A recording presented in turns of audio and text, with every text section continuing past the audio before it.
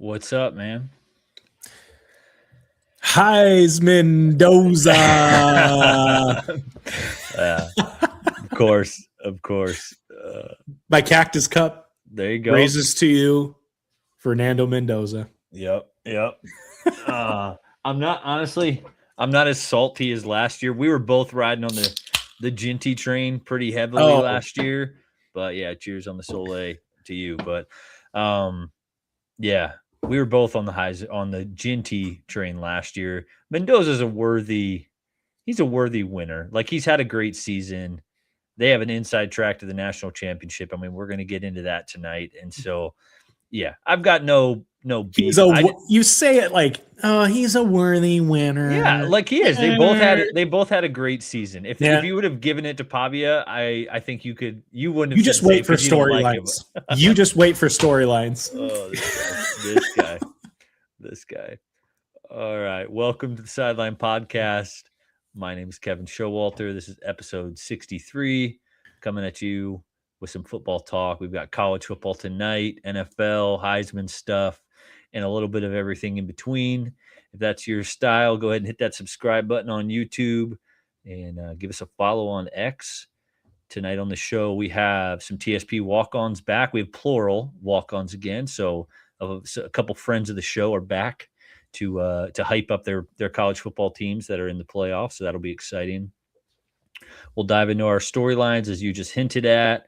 We're going to preview the college football playoffs. Excited for that. All the first round games kick off next weekend, so we get to talk about them ahead of time instead of next week's show. We'll obviously be reacting to them live, and then we'll wrap up the show with our NFL picks and predictions. So without further ado, let's get into our walk-on video.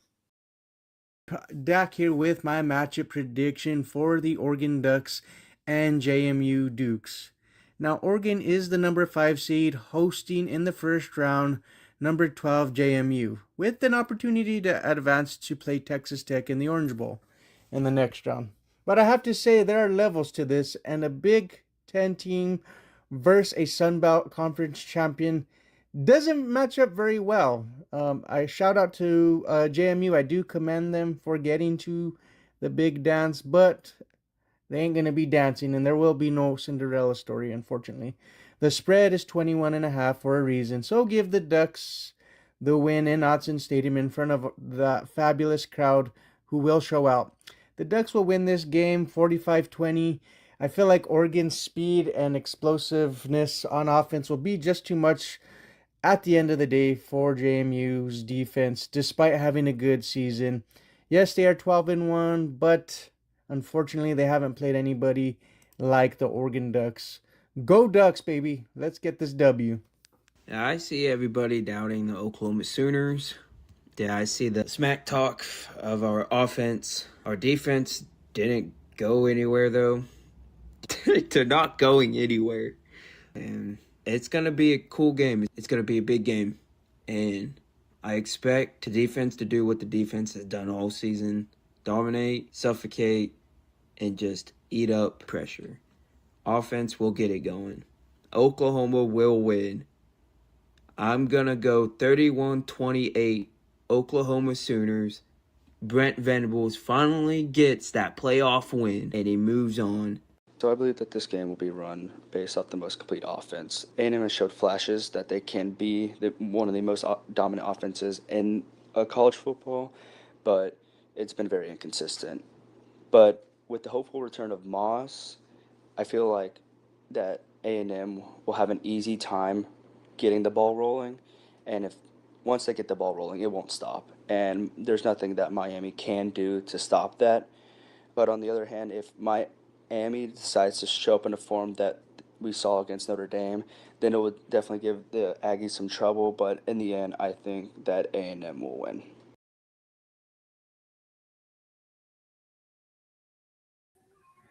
All right, we're already rolling. We're already stuck on the. I don't know what was going on there. It was not going to the next button, but those are some good ones, man. Yeah, they were. So we unfortunately don't have our homer teams are not in the playoffs. So we've got to bring in the homers to cheer on their boys. So why don't you take us away here? I'm sure your first storyline is gonna be something with Army Navy game or Donald Trump's ridiculous that tweet you posted earlier of his. I had to go and watch the video. I was like, this is out of control. Good, like the like full palm like in the air. That one's gonna be on the internet for a long time. So yeah, he flipped the coin like he was releasing a dove to the heavens, man. I don't even know. I honestly I do not know if that coin even flipped. Like it like just went straight up. Yeah.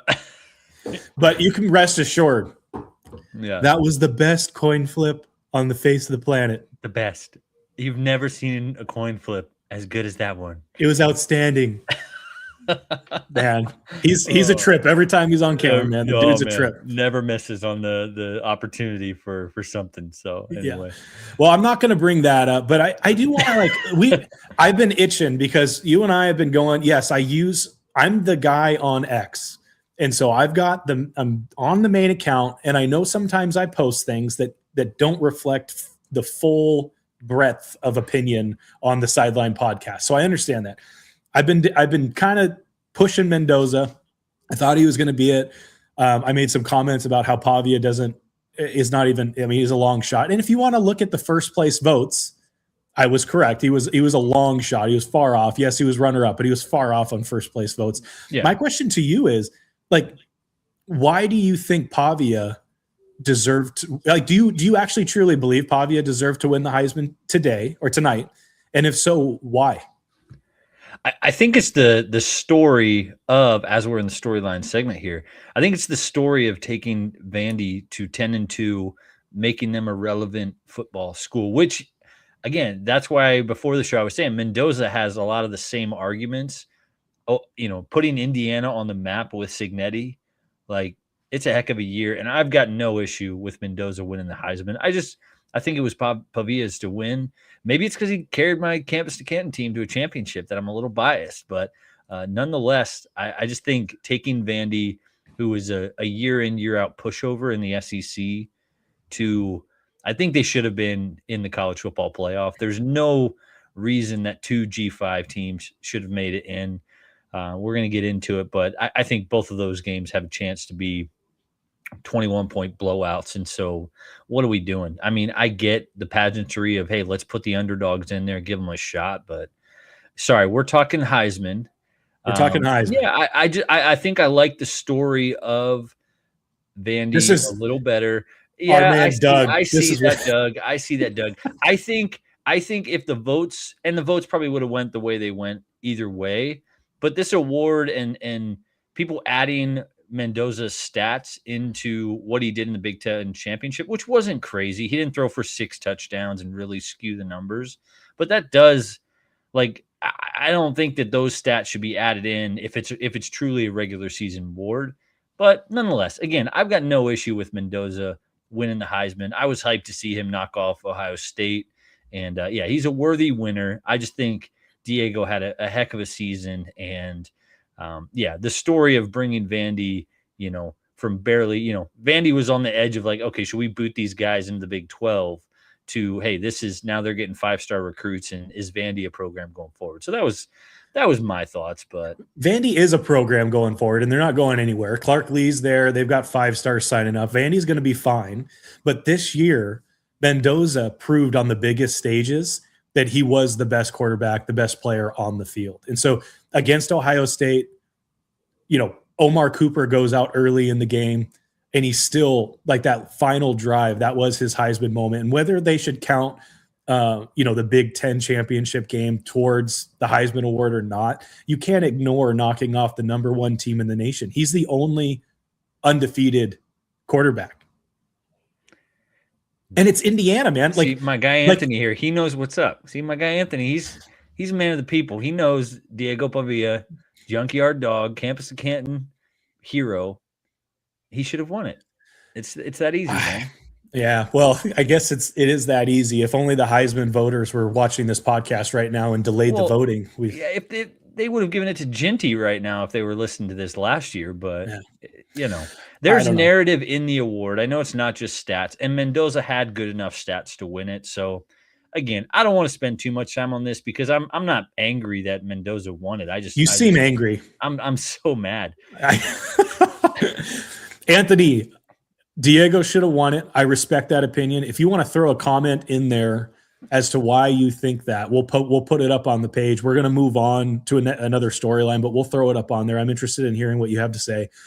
We always want to interact with folks as we go here, but Mendoza was the winner. Congratulations. First Indiana Hoosier to win the Heisman. Yeah. Heisman Doza, baby. Incredible. And they've got an inside track. I can't wait for that conversation. But they have a very nice draw in the bracket. And Ohio State does not. They do not. And so my storyline, moving to the Big Ten here, how can we not talk about Michigan this week? And we're going to tread lightly. We got to be careful. We're going to tread lightly on this one because I might know the least information on this situation in all of America. So I know more than I want to know. Not a Michigan expert, and I have not been on X a lot this week. And so nonetheless, I know that he was fired. I know there's some scandal. They're trying to figure it out. My question for you is, and we're not getting into the behavior, the allegations, all that side of things, who should be the next coach? And I know people were starting. I saw one thing of like the body's not even warm yet, and they're replacing him. But I posted that. Oh, you posted it? There we go. Yeah, like 30 minutes after being fired, people are like, "Who's next? Who's next?" Yeah. Like, we don't even know what's going on. And I mean, that's the nature of football in America. But so my question for you is, I thought it's interesting that there's Kyle Dillingham. Oh, Doug. Brian Kelly. That would be excellent. Yes, please send him to Michigan. I just don't think that I do not like Brian Kelly personally. I feel like what he did at Notre Dame, like what he did at LSU, he hasn't been able to get a team over the top, and he's had all the talent around him. The coaches that I really like, I love Kyle Dillingham, but he's already said he's going to stay at Arizona State. I respect that. Because maybe it's partly because of the circumstances. He's like, I'm not going to go into that, and try to follow up that. That has to play into the conversation. The other name on the list actually is the head coach of our very own Washington Huskies, Jed Fish. Vegas odds has him as the most likely to step into that position. I think that's a good hire. But honestly, Kyle Dillingham, if that happened, Michigan, I love Kyle Dillingham, man, the way that guy coaches. And I did hear something this week this week has been the last couple of days, but where Michigan has that history of a pro style offense, and they want that pro style type of play with the boosters or the powers that be there. And so Jed Fish is certainly fits the bill for that. And it's Kenny Dillingham. My bad. It's Kenny Dillingham. That was the funny thing I had is it's Dillingham and Whittingham were the two Whittingham retired from Utah. Oh, okay. I didn't see that he retired. I saw he stepped down, but I didn't know that was necessarily like I'm done coaching. I thought that was just like, hey, this has run its course in Utah. So, nonetheless, I know Jesse Minter, Chargers defensive coordinator, is being tossed around, but why would you go from an NFL defensive coordinator back to college when more than likely he's going to be getting an NFL job pretty soon? And so, I get the ties to Michigan. I'm just not sure that is going to be the case. How about this Poggi guy? I don't even have his first name written down, to be honest. Have you heard this man talk? Like, this guy is a national treasure. Why don't we like Poggi for the next coach of and hopefully I'm saying that, or Poggi, but let's let him take the reins. Why not? I think he's the O-line coach. So he's going to bring that toughness, going to bring the run game. And I think he's been there for a while. So why not him? I think they do make a splash hire, but you think they just make the interim? Hey, let's let this guy have a year with Bryce. The Bryce Underwood is the factor where it's like, hey, we have, I'm not going to say generational, but because that's thrown around way too much, but we have a really good prospect. One of the best prospects in recent history, looked good as a freshman. This is like about the worst possible timing, because does he enter the portal and say, all right, guys, I'm done with this. Like, I'm going to go somewhere, to a Kalen DeBoer, somewhere where I can get coached up consistently and not have to deal with a new coach, new system. So the Bryce Underwood factor is interesting here. The fallout, I mean, I know we're not getting into the reason, all the Sharon Moore stuff, but the fallout of all of that, it's going to be interesting to see how many players are like, this is just not what I came to Michigan for, and they dip out. So, I think it would be wise. I feel for the stability of the program, it would probably be wise to just promote someone that's already in the system, just for the stability of the players in that locker room. But I mean, it's Michigan. They will make a splash hire. There's somebody out there. For all I know, it's Dave Portnoy. Like, just throw that guy in there. Yeah, just throw him in. Why not? Why not? All right. What other storylines you got? It's not a dry time of year. It's just we didn't have a full slate of college football. So are you doing okay? I know you are massive college football fan. We've gone from the Rocky Top Vols hat to the Bills. So I see you've made your transition. I've made a transition. Did you have an okay day without having college football to keep you going all day? Do you know that GIF of Pablo Escobar where it just shows him like sitting on a swing by himself, and then it shows him standing in the yard by himself, and then at a dinner table? That's how I felt this morning. Gotcha. 9 o'clock rolled around Pacific time, and I'm like, oh my goodness, like I love the playoff and I'm excited for these games. But my next storyline actually kind of rolls into this. Like, I love the bowl games and all of that, but it means everything's coming to an end. And that is sad to me. My next storyline though, Luke Altmaier, he is the Illinois quarterback. He is a senior. And he's deciding to play in his bowl game. He's committed to the Fighting Illini, and he is going to go ahead and play. And so I'm pretty excited, but that is rare now. And I mean, bowl games just don't mean much. You've already got teams that have backed out of bowl games. Like Notre Dame started that trend when they didn't make the playoff. And then there's these other teams doing that. Like, what can the NCAA do to fix this? And is it fixable, or are bowl games just meaningless? It's playoff or bust, and bowl games are meaningless. Yeah. I think some bowl games will have meaning, but I do think others are just not, teams are not, they're going to be the Notre Dame effect, or, hey, we didn't make the playoffs, so we're just not going to play. I think players that have clear NFL draft prospects, I've got no issue in you sitting out from a Holiday Bowl to protect your first round. I mean, there's a big difference if you go in the first round and you go in the 5th or 7th because you tore out your leg in the Holiday Bowl. So that type of situation, I've got no issue. The Notre Dame stuff is certainly interesting, but I think it's the state. We're in such a limbo with college football right now that we need a commissioner. We need a central person to maybe figure this out. Do we have sort of like college basketball? Do you have a main bracket and then you've got kind of an NIT where, hey, these teams can fight it out for something?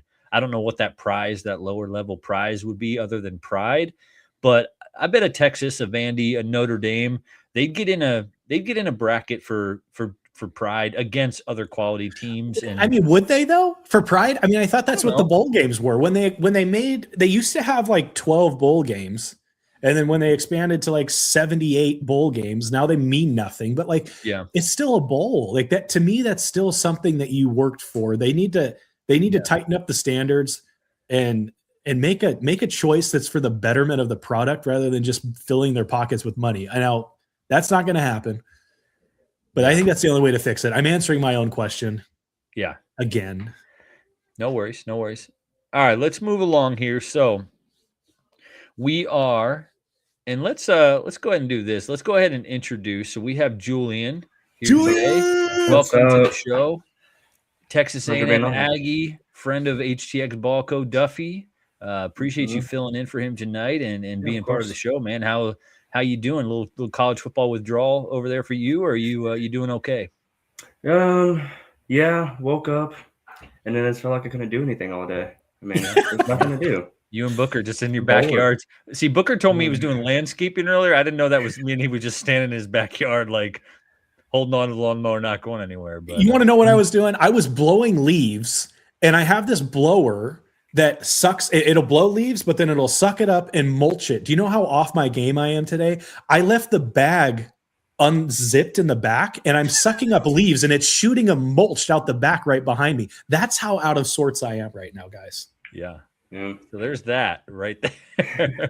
All right. So welcome, Julian, to the show. So we're going to get into, if you've been following along, for any amount of time. At the end of the show, we make our NFL prediction. So this is going to look very similar to that. We're going to break down some of these games. First up here, we have, so pretty much we'll go through each of the first round games. We'll make our picks. We'll talk about the matchups and who we like in each game. So it won't be against the spread. We'll just pick who we think wins.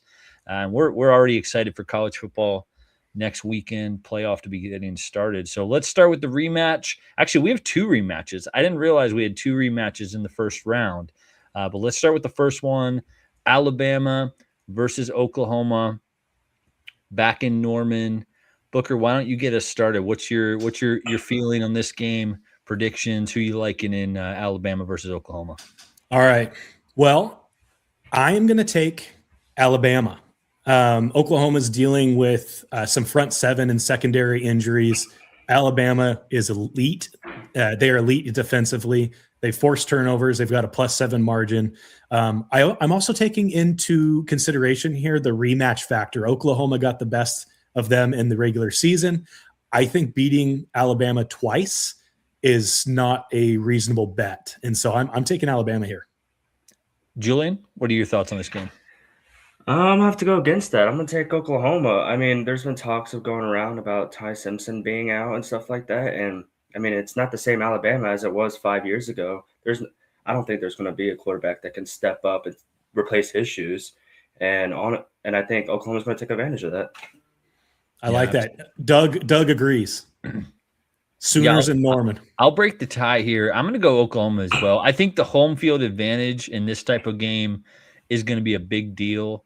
I don't know what's happened to Ryan Williams this year. Like he didn't look like the same guy. And I maybe is I don't know. I had a nail painting joke like right there, and it just completely failed. But I think Oklahoma at home, they've been playing well. I do expect a little more points in this one. It was 23-21 in the first matchup. I think both the offenses get it going a little bit more, but that home crowd late in the game, I think the Oklahoma defense is good enough to make a stop when they need to and move along. And I think Sooner Dan is going to be one hyped guy come next Saturday. So, any other thoughts on this game before we move on? That Oklahoma defense is absolutely stout. So if Ty Simpson does not play, I will be eating my words. But we'll see. Yeah.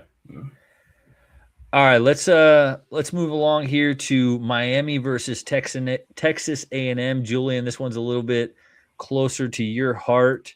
My question for you is this a trap game for the Aggies? Because Miami is on talent. If you're drafting a Madden roster or just want to put the best players together, okay. But then you put the Carson Beck in there and the possibility he throws 4 interceptions. But is this a little bit of a trap game for your Aggies, or do you think the boys hold it down next week in College Station?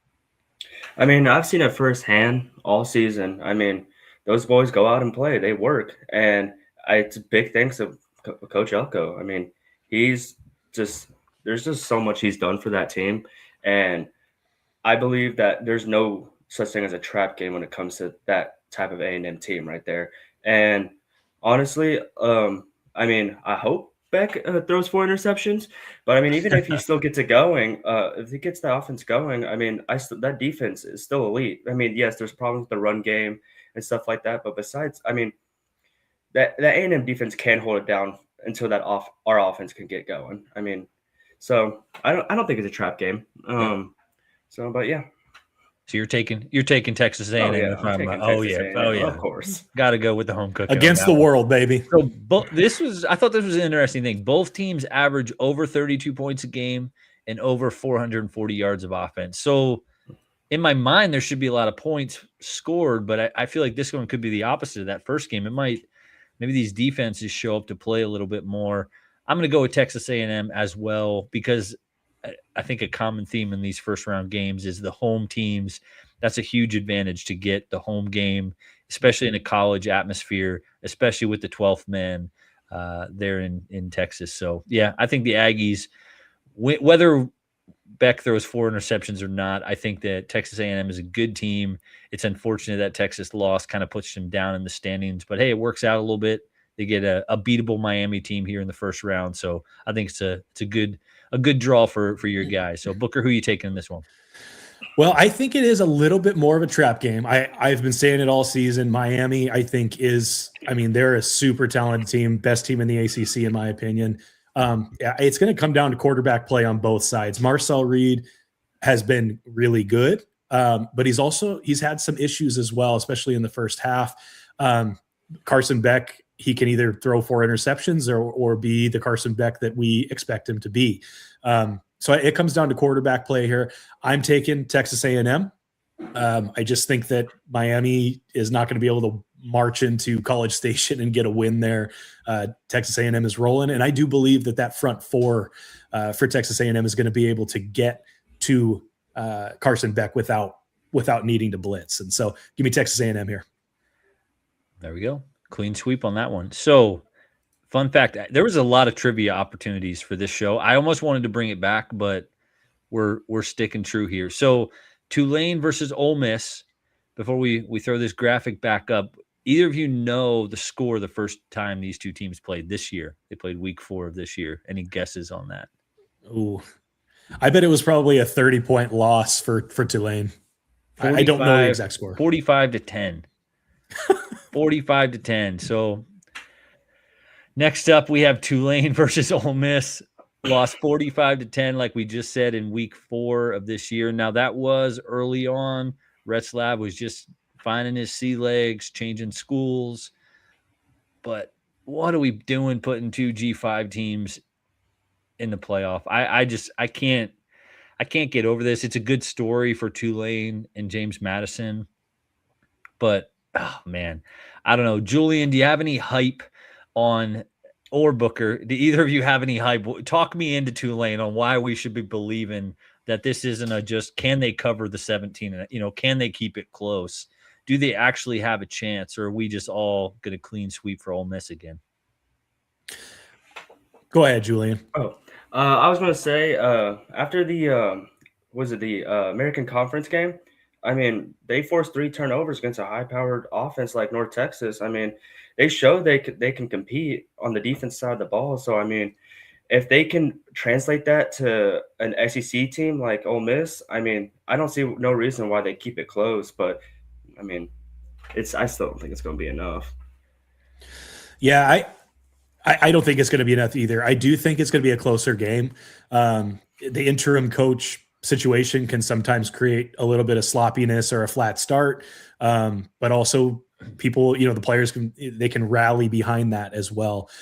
Tulane's going to need some turnovers to hang around. The only other reason I could tell you to go for Tulane here is because their logo is really, really cool looking.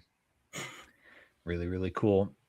It's a heck of a story for Retzlaff. Obviously, there was a lot of drama, I don't even know how that situation resolved in BYU, but signing with a team a month before the season and taking that team to the college football playoff, I mean, that's incredible. I do think Tulane should have been in. I just think JMU should have probably been replaced with somebody else, but it is what it is. All right, let's make our picks. Wait. How about Jake Retzlaff going to Tulane and going to the college football playoff and BYU's at home watching? It's crazy. It's crazy. Yeah. All right, Booker, why don't you get us started? What's your official pick on this one? You know what, guys? I'm going to be a wild man here. So I'm going to go JMU. I think it's really I think it's really, really stupid. I just think JMU is just a fun team, and I'm not convinced that Oregon is a great team. I love Dan Lanning. Dante Moore, to me, has been a little up and down. They've got elite talent on both sides of the ball, but it kind of feels like a trap game to me. And JMU just seems like a solid, they might be a choo-choo train that goes 25 miles an hour, but it's going to go 25 miles an hour the entire time. It's going to plow through barriers. They're just consistent, man. So I think the consistency, I think JMU's going in there and they're going to get the dub in Autzen Stadium, man. Can we, and that's my bad. I kind of set both things up there. Can we go ahead and make our picks official for Tulane versus Ole Miss? Put a button on that one, and then we'll. But I like the hype for JMU. You got us rolling. I'm already excited for that one. But give me Ole Miss. Taking Ole Miss, Julian. Who do you like in that one? I'm taking Ole Miss. See, if you guys would have really sold the Lane Kiffin hate I probably would have been on the Tulane, like, okay, they're going to just quit on their new coach and that. But yeah, I'm taking Ole Miss as well. So, all right. As Booker hinted at, we've got JMU going across country all the way to Autzen Stadium, Eugene, Oregon. I should have looked up the mileage between these two schools. It is quite the trek especially for a little school like JMU. Honestly, I was hoping the bracket would have shake out where if JMU won, they could have played Indiana. That would have been electric. Like, to go back against Signetti in the second round, like, give me some of that. I think Booker there. So you're taking JMU. Is that what we're hearing? We heard the ringing endorsement. I'm gonna take verdict. JMU. I do not think I probably look like a big idiot. I'm picking with my heart more so here than anything. I think that there's got to be one result this next weekend that we don't expect, and I think the most likely one is JMU over Oregon. Yeah, Julian, who are you taking this game? I mean, I'm gonna take Oregon. I mean, I find it pretty difficult for a group of 5 teams to translate it over to Big 10, SEC, Big 12. I mean, I would have to take Oregon in this one. Yeah. Yeah, I think Oregon and Ole Miss both lucked out with their draw. Taking these two teams is I think probably two of the weaker teams in. I don't think Oregon has really played like that Penn State loss or that Penn State win in hindsight doesn't look as good when they've fallen apart this year. Other than that, the only good team they played was Indiana, and they lost that game. However, you drew James Madison in the first round. So if they don't win this game, then like you said, Book, it is going to be we might get a surprise. I lean more Tulane could get that surprise because of Summerall coaching, Retzlaff. But yeah, hey, there's always a chance. But I'm going to take Oregon as well. Any other thoughts you guys have on these first round matchups before we do one final thing? I'm just excited I'm excited to wake up next Saturday and have some ball to watch. I'm not going to get the leaf blower out. No more leaf blower. I'm excited to wake up early, travel to College Station, and go cheer on my Aggies. So are you going? You're going to the game? That's what I'm talking about. That's so cool, I have man. to. Love it. So let's put this back up here. We hinted at it earlier in the show. Indiana has a real nice looking draw to the national championship. What are your guys' thoughts on the overall bracket? Do we agree with that wow, Indiana should pretty much, I think this first game against Alabama, Oklahoma, Texas Tech is no slouch, but if they get a Oklahoma, Oregon draw versus when you see on that other side, we've got Ohio State, Georgia, Texas A&M, and then a potential Miami. I mean, is it as lopsided as I'm thinking, or any other thoughts you guys have on this overall bracket this year? It does look lopsided to me. I think Oklahoma, Alabama are the main other than Indiana are the main teams on that side. Texas Tech is good, but I would take Indiana over Texas Tech any day of the week. The other side of that bracket looks pretty stout. Yeah. Julian, any thoughts on the bracket? How do you like the Texas A&M draw? You're on the tough side of that draw, but can your Aggies make a run is the question. I mean, if we just show what we've been showing in like the second half of games, if we just decide to do that in the first half and keep it rolling throughout the entire game, I mean, I think we can make a very good run. I think if we win this game, the Ohio State game would be a very good game. But, I mean, it does suck that we kind of got a little rough side of the bracket. But, I mean, if we win, it shows that we don't just beat up on the bad teams. Yeah. I mean, I kind of like getting Ohio State before Georgia. And, again, you got to win the first game. Got to get past Miami first. Yeah. But maybe Ohio State with almost a 4-week break coming off losing the Big Ten championship.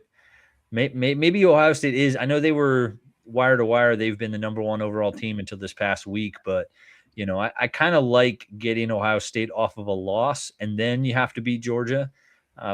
If that was opposite. But No, I think I'm excited. Like you guys said, I'm excited to not be standing around trying to figure out our leaf blowers next Saturday. So anyway, Julian, we appreciate you coming on the show. Yeah. Yeah, Of if course. you're Thanks friends for and having me. family of HTX and you're friends and family of ours. So come on back anytime and All right. appreciate you being a part. Yeah, go Aggies next week. I'm a free agent on college football playoff team. So, you go ahead and recruit me. I'm just taking Of a course. I mean, we need anybody. NIL deal. Yeah. If you get us All right. tickets to the A&M game, I'll be an A&M fan.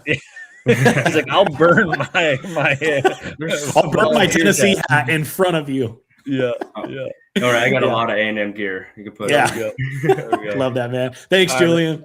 Have a good night. There we go. Yeah, love it. Love All having right. people on the show, man. That's what we do this for. So we do have football going tonight. We have University of Washington versus Boise State in a bowl game. I'm just going to pull up that score and see what we got going on. So we do have some college football. We were griping pretty hard about no college football, but we have a big one tonight, and it is already pretty much over 24-3. Washington over Boise State. Jed Fish is coaching for that Michigan job, and he's doing a pretty good job. But any thoughts on that game before we bring Alo in? Yeah, I mean it's the bucked up LA Bowl. I'm just glad that they're playing it, man. Yeah, UW I think is a better team than the bucked up LA Bowl. Yeah, they had some. I mean, they played Ohio State. They played some tough teams this year in a close one against Oregon. So I'm not surprised by that score at all. I think Washington is a better team than 8-4. So yeah. All righty, let's go ahead.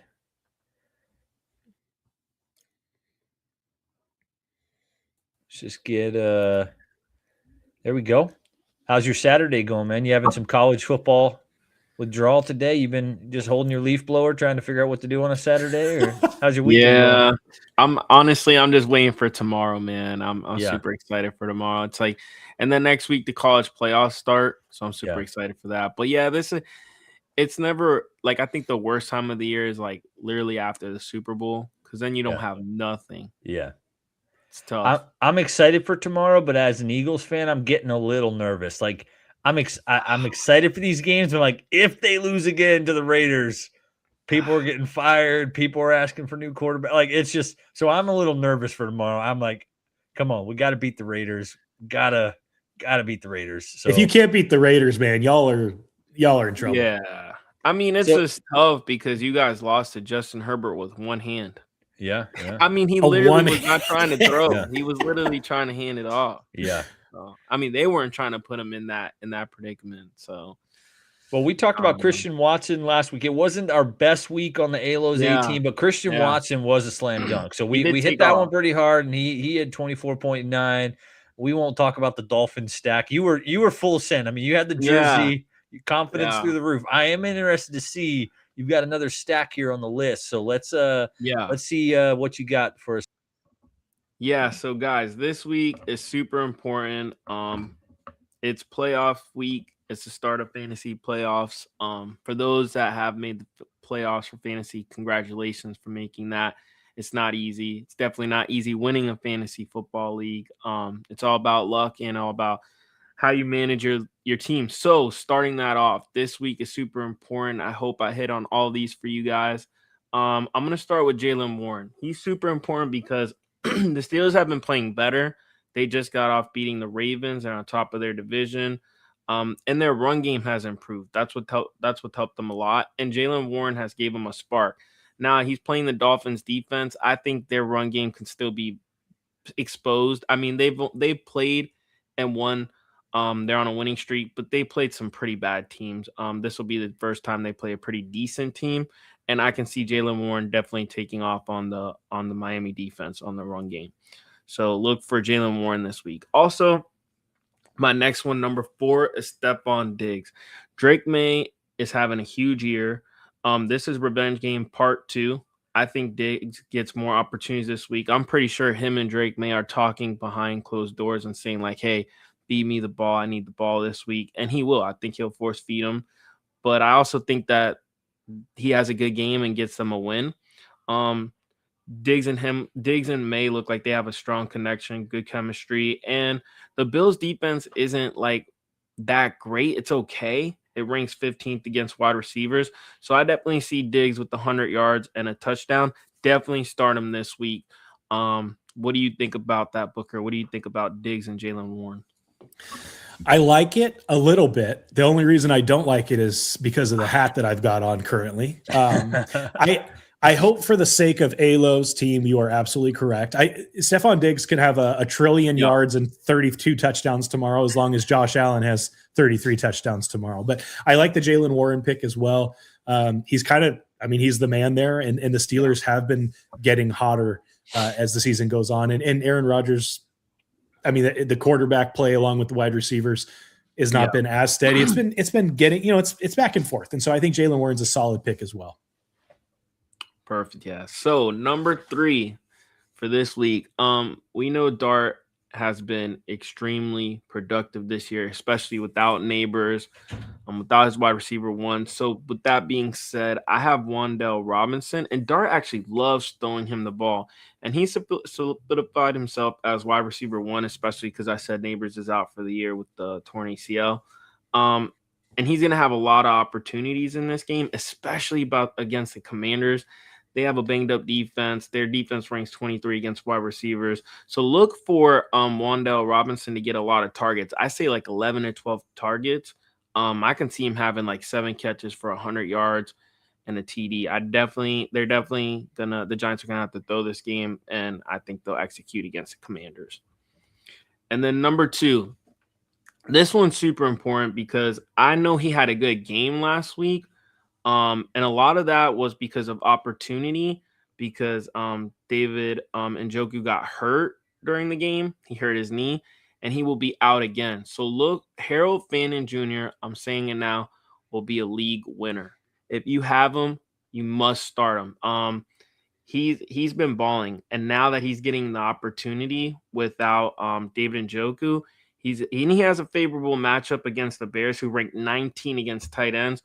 Look for Fannin to eat in the middle of the field. He's definitely going to be a need to be starter this week in your fantasy leagues. And then number 1, of course, your boy Shedeur Sanders. This man, I don't know what else he needs to do. He's playing on the Browns. They don't have the greatest offense. They don't have the greatest weapons. I've never in my lifetime, maybe I could be wrong, but I've never saw a Browns quarterback throw for 364 yards and 3 TDs. And yes, we do need to keep in mind it's the Titans, but the Titans defense isn't awful. They're not awful. And I think he's the franchise guy. In my opinion, I think he's super accurate, and he has a favorable matchup against the Bears. They rank 25 against the pass.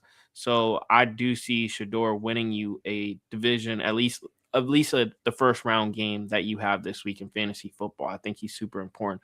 So what do you think about that, Kev? What do you think about Shedeur, Harold Fannin Jr., and Wan'Dale Robinson?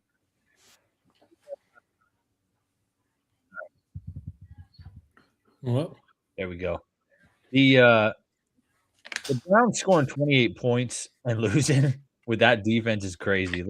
Football is just a crazy game sometimes. How you have an all-world defense, and finally you have a quarterback that puts points up, and then you give up 31 points. Like, the psychology of that is interesting. I will say, I was trying to remember what league it was, but I had Jackson Dart on my taxi squad in a campus league. Go ahead, and I slipped him right off of my taxi squad right into my starting lineup.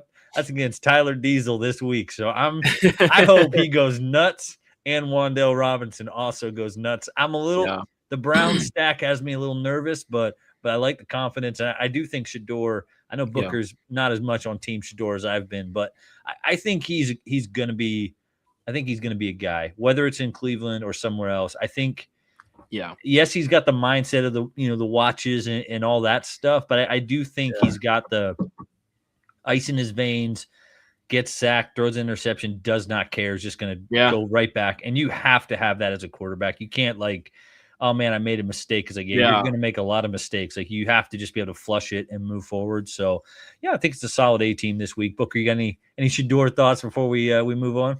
Well, I don't know if you guys saw that picture of what he was wearing when he bent down in the end zone. But I knew he was gonna say that. I heard that it's going to be quite a cold game. So I hope that certain item that he had on his lower half, he's got like a fleece version because it's going to be pretty cold. I Incredible. will say, Incredible. I don't think the Brown, besides Deshaun Watson, I don't think the Browns have ever had a quarterback with that much potential. I'll say that. Yeah. In there, and well, leave it to the Browns to probably screw that up. So never mind. You should have. We should have triggered folks, including me, because I was, as you were going, I was like, "Don't do it, Kevin. Don't talk about Kyle Pitts." And I have to do it. I'm like, "You should have put Kyle Pitts on the ALOS list." That would have been incredible for people watching this after the. Yeah, you got to put him. I'm so mad. I'm in a dynasty league, and he's got just sitting there with 45 points, 6 and 18. It took that man 5 years. It took that man 5 years of, but hey, and this man, if you it. put him in. Oof, you definitely probably won your first round. I mean, he's got 56 points this week. It's crazy. Yeah. I put him in, but I'm not in the playoffs, so I'll win the toilet bowl. That'll be fine. There you go. All right, let's get there we go.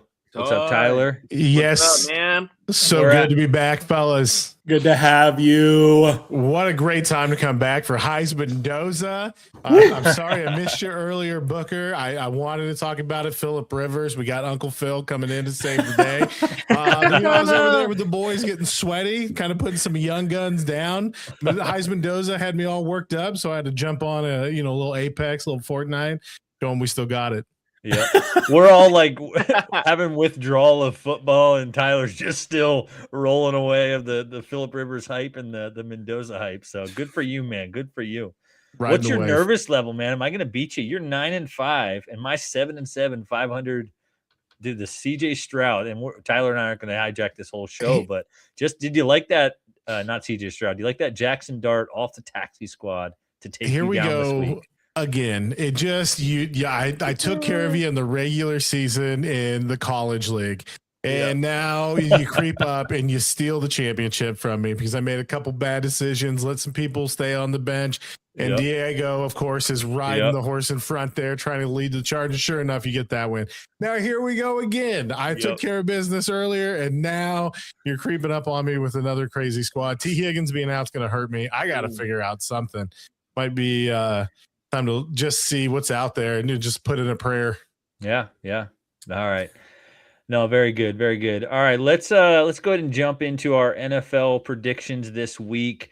Unfortunately, we're all below 500. I was debating whether I should even put that on this graphic, but hey, it's hard picking, especially against the spread. I think it was the Packers game last week. They were 6.5 points. They won by 7. I'm like, how does Vegas always know that? Anyway, they cooked all of us on that one. So let's start with Bills, Patriots in Foxborough, but the Buffalo Bills are favored by 1.5. My question is, why are the Bills favored on the road to a team that's won, I believe, 10 straight? But Booker, why don't you get us started with the Buffalo Bills hat this week? Yeah. What do you got for us? The Patriots are 9-3 against the spread. They have 10 straight wins, and they've covered 5 straight versus Buffalo. The Bills are 0-3 against the spread in the division this year. Drake May has been incredible. Josh Allen has had some variance in his play. The Patriots have already beaten Buffalo this year, so you might as well take the Patriots. But I'm not going to do that because I'm not an idiot. I'm just kidding. No, I'm a Bills guy. I'm picking with my heart again. I mean, it's a 1.5 spread. I do think the Patriots probably end up winning this game.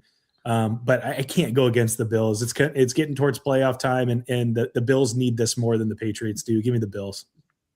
Tyler, who are you liking in this one? The way it's favored with the Bills, the only thing I can think of here is that Vegas was looking at that schedule and said, there's no way the Patriots win out. They're going to have to fall at least one time. We all know the schedule seems a little bit easy, but where's that one loss coming from? Divisional games always get really weird. As Booker said, it has tilted so far to the Patriots' side that at some point the dam gives way and the other team is able to steal one. So the Bills are desperate. I think they need a win and they need something in the division to kind of let everyone know that they're still here. And the Patriots have had on a great run, but the Bills still want to keep the crown on that side, even though they probably don't this year. So I do take the Bills in this one, -1.5. I just think they're the more desperate team that needs it. Yeah. Alo, what do you thought? I do think the Bills need this game way more, of course. But I'm actually taking the Patriots. I think the Patriots finally found their quarterback after Tom Brady. I mean, Drake May is playing at an elite MVP level. Mike Vrabel is winning games that we saw him winning in Tennessee. And now he has a quarterback. He had Ryan Tannehill at that time and was winning. Now he has Drake May. I mean, like I said, Josh Allen has kind of had an up and down season. And the thing that the Patriots do very well is they have a good defense. They do have a very, very good defense. I was just looking at the weather here. Looking like 32 degrees. Yeah. Not sure if there's any snow in the forecast. I don't think it would matter for either of these teams. Just curious on how close of a game it could be. Yeah. I think it was Tyler, though. You said, hey, eventually you win 10 in a row. Somebody's going to get you. And this Bills team is one that I think could get you. So I'm going to take the Bills. I gotta go with Booker here. I gotta stick my sympathy Bills fandom. I've got to stick with my guys. And if not this year for a Super Bowl, I mean, if they get passed up by the Patriots and the Broncos potentially, and maybe even Phillip Rivers and the Colts, I mean, that's a bad look for Buffalo. So, yeah, they got to win this one. Still could win the AFC East, and I think they're going to be the hungrier team. So, all right. Let's move along here. Raiders versus Eagles. I didn't even want to put this one in because 12.5 points is insanity. It's a snow game. It's almost certainly going to be closer than 12.5 points because it's going to be a mess. The Eagles are a mess. Eagles better win. Will they actually cover, or is Monday morning going to just be Black Monday, firing coaches, firing quarterbacks, A.J. Brown getting traded to the Patriots after the deadline? I mean, what do we got going here? Tyler, talk me off the ledge. Tell me that the Eagles are going to cover the 12.5 and the snow won't matter. What are your thoughts on this game? You sound like the end of Ghostbusters there when they're talking to the mayor. Cats and dogs sleeping together. It's all mayhem over there in Philadelphia right now. Up is down, down is up. It's all backwards. And yeah, it's getting ugly. I surprisingly, as down as I have been on the Eagles, I've been against you, Kevin. I said that they're relying too much on the defense. Eventually that gives way in an offensive driven league. I actually like them in this one. And if anything, you put Philadelphia in a corner and you try to beat them down, eventually they come back swinging and all cylinders start firing again. So I actually like them 12.5 here, regardless of the weather and everything. I think they're really going to stomp out the Raiders. And if there was ever a get right game that anyone needs, it's the Las Vegas Raiders. So give me the 12.5. Give me the Eagles. Saquon likes to run in the snow, and I think he gets loose in this one, and they really handle business. Yeah. Alo, who are you taking? Yeah, I'm sorry. It's a 12.5 point spread, but it's against the Raiders, man. I mean, that's enough said. I think the one thing, though, I will say, is it going to hurt you that Kenny Pickett's playing and not Geno Smith? Even though we call him small hands Kenny Pickett, I mean, I think I don't know. It's so hard because the Eagles, they beat themselves. Like, they do it to themselves. And it's honestly the fans' fault. I'm going to say that. It's your guys' fault. You guys are not grateful for what you have. If that was the Dolphins, I'd be so happy. You will not hear no complaints from me. You guys are out here freaking stealing AJ Brown's car. Come on, man. But no, and I'm gonna take the Eagles. I mean, the Raiders are just so bad. They're a horrible organization. I'm taking the Eagles. I'm nervous though. I mean, I know what you said about Saquon in the snow, but Ashton Ginty in the snow, I feel like is about to be something else on shiftiness and trying to tackle that man. So Eagles got to win. I think they do cover. As bad as they looked, I thought the offense looked better. Like they were running the ball well. I don't know what was going on with the 5 interceptions, 4 interceptions, whatever it was, but they did look better. But that's not what Eagles fans want to hear. That's why everybody's just triggered by that kind of crap because it's like, yeah. So Alo, you are right that we should probably be grateful, but that's what makes Philly is not you never know. So yeah, I'm gonna say the Eagles got to win this, and I think they cover. Like Tyler said, the Raiders are the perfect get right game. So Booker, I can just feel you. I took the Bills. I can feel you taking the Raiders to at least cover, even if you don't think they'll win. But I can feel it. Yeah, you are feeling correctly. Okay. The thing is so the Philadelphia Eagles have only won by more than 7 points one time, and that was week 8 against the Giants. So I know it's a snow game. I think it's going to be sloppy. It's not going to be high scoring. And that line is insane. And so I don't know that quarterback play matters as much in a game like what's going to be played tomorrow. And so the Eagles definitely win, but 12.5 is too high for me. So I'm going Raiders to cover on this. And to Alo's point, if they win and they look terrible, I mean, Philly's going to continue to bury them, but I will not care. I'm like, just get to a 9th win is all I ask, so we don't finish the season, Anyway, never enough. All right, let's move it along here. Lions versus Rams. This will be a really good game. I'm excited for this one. 6 points for the Rams. Feels a little high. This is in LA. I don't know if you can call this a revenge game for Jared Goff anymore when they've already played like a couple of times, but it's indoors. Jared Goff back in LA. Alo, who you taking in this game? Yeah, I'm taking the Rams. I'm taking the spread. Or the -6.5. Or what is it? -6, right? Yeah, I'm taking the -6. Matthew Stafford is 37 years old, still one of the best quarterbacks in the league. He's got Puka, he's got Devontae Adams, and the Lions aren't stopping that. The Lions are gonna have to score a lot, and their offense isn't like what we've had in the past 2-3 years. So, and the Rams defense is no joke. So I think they get a few stops. I think they actually win by like 10 or more, to be honest. I think the Rams are that good. Yeah, every time I pick against the Rams, it doesn't end well for me, except for when it's against the Eagles. But Yeah. gosh, at home, across country, yeah, give me the Lions to keep this one close. They've looked better. They've been running the ball. I think this is back in LA, Goff's old stomping grounds. Give me the Lions to keep it close. I don't know if the Lions pull out the win, but sorry. The Rams didn't lose last week, right? They beat that was a couple weeks ago. They lost the Panthers. Yeah. I'm taking the Lions as a cover because I think both teams will be able to put up points and toss them on who wins. Booker, who you like? The Rams smacked the Cardinals like 45 to something. Yeah. Give me the Lions to cover, though. All right. I'm also taking the Lions. They are 17-3 against the spread when they're dogs of 4 or more points. I think this is going to be a high scoring affair, and that favors the dog. I think the Rams are going to win, but it's going to be a high scoring affair. And I just can't, I'm going to go Lions here. Dan Campbell, give me Jared Goff and Sonic and Knuckles. Tyler, who you like? All right, I'm going to go with the Rams in this one. I just think Matthew Stafford and the weapons he has around him is clicking at another level. And I still really like that Rams defense. I think that defensive line will cause some havoc for Goff. I think Gibbs probably still gets loose because he's just crazy like that. Yeah. But I do like the Rams until Matthew Stafford, struggles in a game.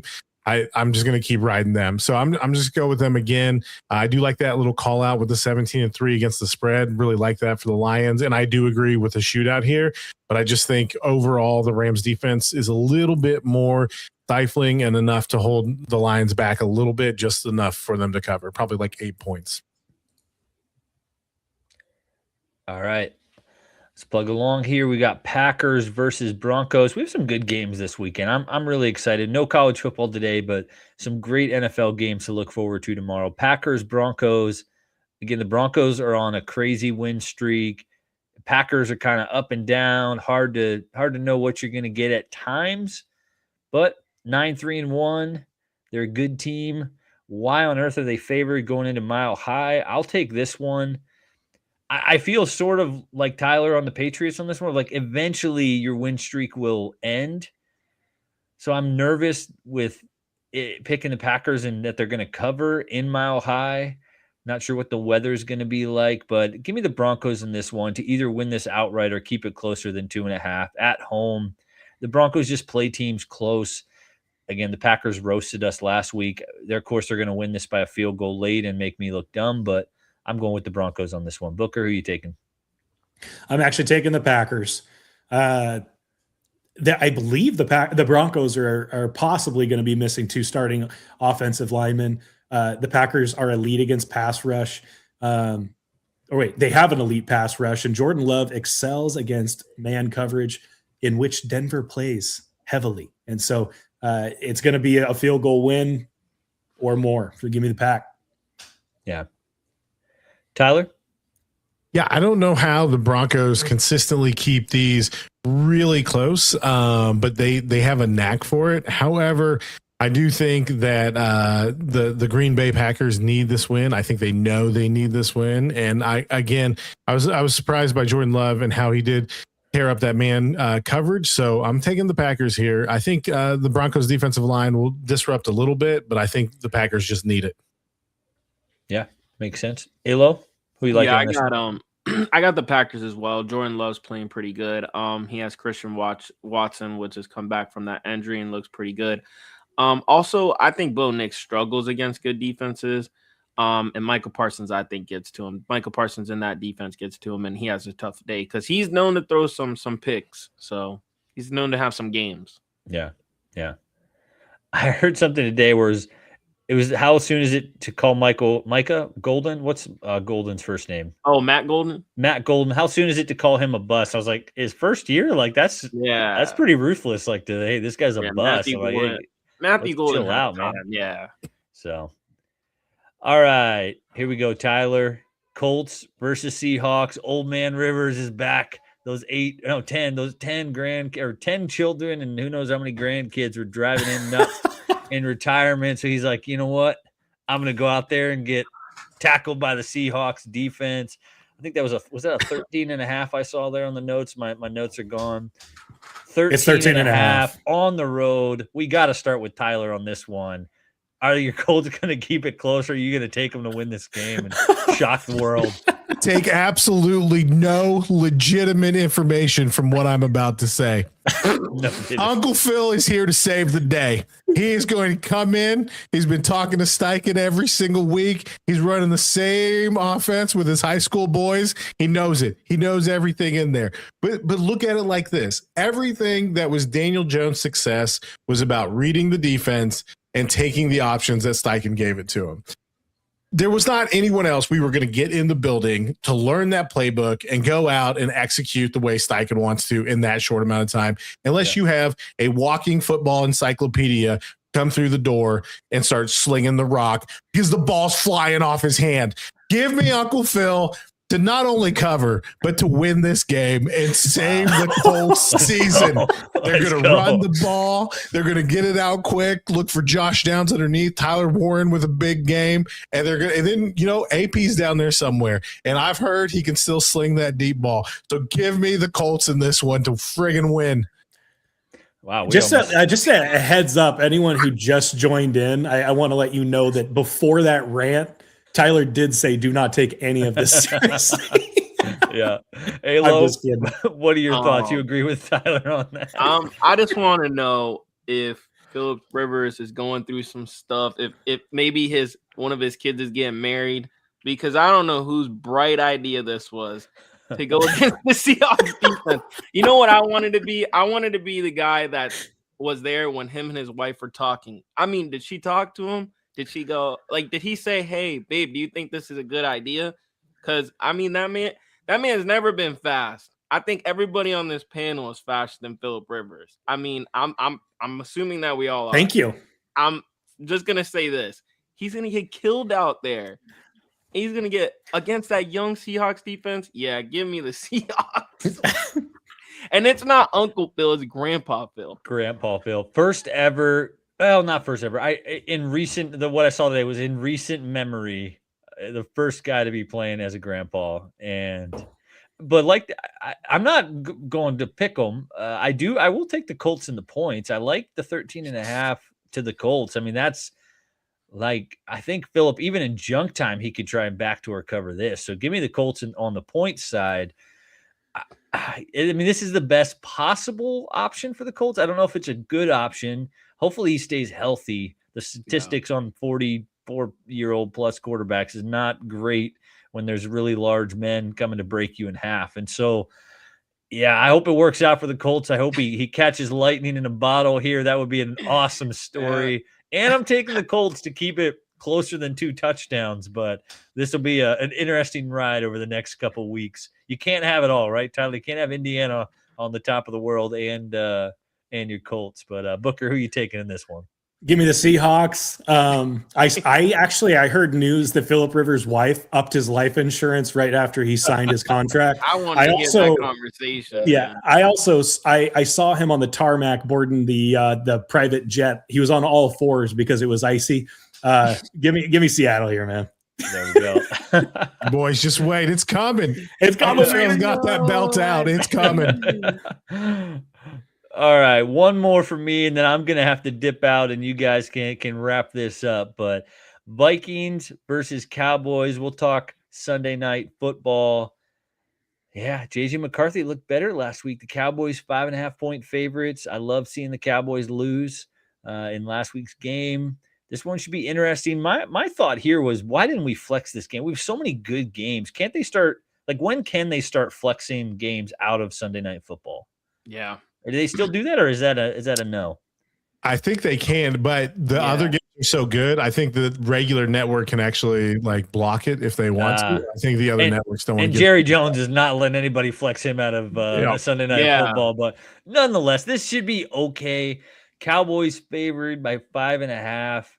Give me the Vikings and JJ McCarthy. I know the Joe Burrow hype train, trade him for 2 first-round draft picks, and Joe Burrow is going to be a Viking. I don't buy any of that, but give me the Vikings to keep this close. And I'm probably a less than credible source, as I have a disdain for the Cowboys, but I just think when the Cowboys are supposed to win, they usually don't. When they aren't supposed to win, they do. I think this is a little bit of a letdown here, and JJ McCarthy plays well under the bright lights. So give me the Vikings on this one. Booker, take it away. I got to head out, fellas, but you enjoy the rest of your evening talking football. Appreciate you guys finishing it up. So we'll see you next time. See you, brother. See you, man. All right, we got the trip box. We're going. It's going buck wild now. I hate saying this, but I'm gonna take the Cowboys here. I think that, let's see here. I've got a couple notes that will. Well, actually, no, I do not have any good notes. I just think the Cowboys are going to take it. The Vikings have been so up and down. And inconsistent, and the Cowboys are able to score. So give me the Cowboys to cover. What do you think, Tyler? I'm in agreement here. Give me the Cowboys. I just think they can get that offensive moving. George Pickens usually bounces back after he creates a little drama in the locker room. He just lives for that stuff. Slacks off some routes, gets a chewing, and then comes back out and has a great game. So, I think there's just enough weapons, and Dak's smart enough to work the defense and get him to cover this one. Agreed. What do you think, Alo?